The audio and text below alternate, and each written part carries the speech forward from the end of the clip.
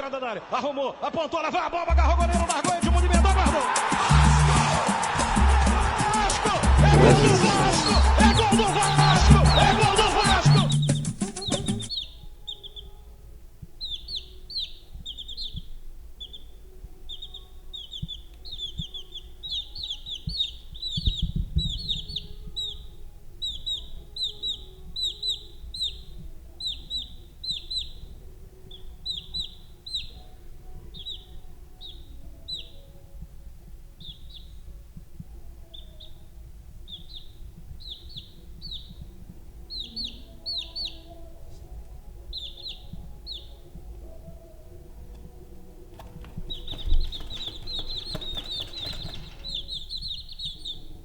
Entrada da área, arrumou, apontou, lá vai a bomba, agarrou o goleiro, largou, Edmundo emendou, guardou.